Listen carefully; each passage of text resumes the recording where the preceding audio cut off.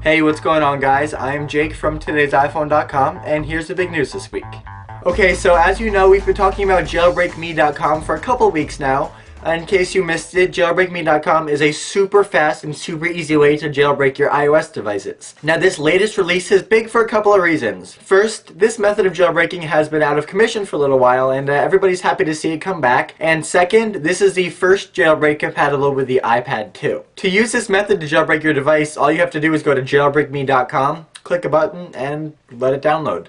It's really that simple. It cuts out all of the errors and problems that arise when you try to use a software on your computer by doing all the work right on your phone, which is great. Now this week Matt did a video showing you exactly how to do this on an iPad 2, and it gives you a little information about exactly which iOS builds this is compatible with, and how you can expect it to run on your device and all that fun stuff. So definitely head over to today'siphone.com or click the link in the description below to view Matt's post to see exactly how to use jailbreakme.com to jailbreak your device. Now that being said, this method of jailbreaking is so easy because the developer behind it, a guy known on the internet as Comex, is exploiting a PDF hole in the iOS software. And it's a pretty big security flaw because it not only allows you to jailbreak your device, but it allows any hacker to get into your device that way, and you might not even know that they're doing it.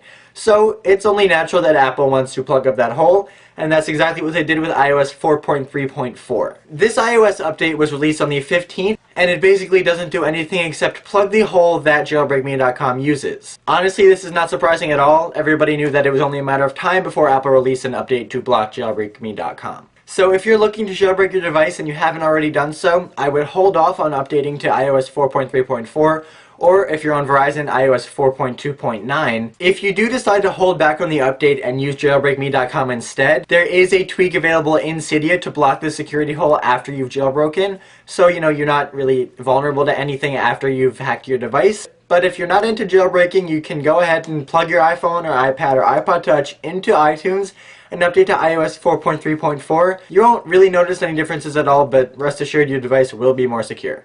Alright, moving right along, the iPhone 5 or the iPhone 4S or whatever you want to call it is probably one of the most talked about and anticipated devices since the iPhone 4. And as such, there are a great number of concepts and leaked images out there to kind of give you a sense of what the iPhone 5 will look like when it does come out. Now the guys over at T3 assembled some of the best iPhone 5 concepts out there, and I gotta say, a lot of these look really good. I bet that whatever the next iPhone is, it's going to be very similar to a lot of these concepts, so it's definitely worth taking a look at them. The link to the post on today'siphone.com is, of course, in the description below, so take a look, peruse the images, and let me know your favorite in the comment section down below. Or if none of the ones in the gallery really catch your eye, let me know what you would love to see for the next iPhone.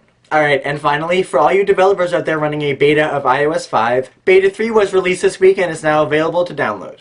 As far as changes and new features go, there really aren't that many to report. It definitely seems less buggy and faster and getting closer and closer to a final release of the software, which is great. And you'll notice that in the accessibilities menu, there's a new option for something called Assistive Touch. This basically puts a little shortcut right on your screen, and if you click it, it brings up a bunch of different menus to do things that are normally controlled by buttons on the iPad. You can lock or unlock your screen rotation, you can change the volume, mute the device, you can lock or unlock the screen, and there's also some options for custom gestures and a couple other things. I don't really like how they've implemented this because it's basically like they took an extra icon and just shoved it on the screen, and a lot of times your placement, it can cover up an actual icon, which is, not that great.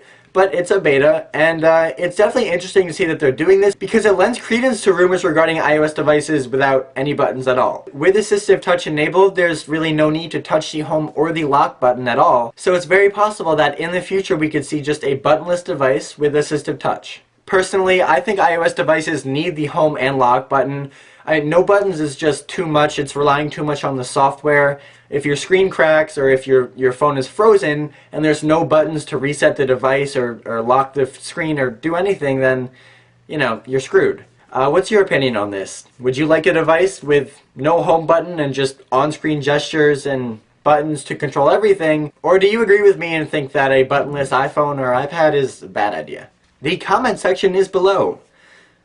Rate stuff in it.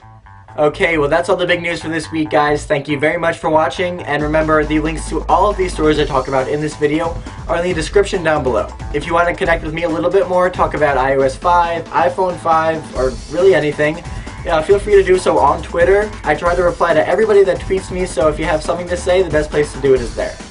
Oh, and don't forget, for more news, views, and reviews, definitely check out today'siphone.com.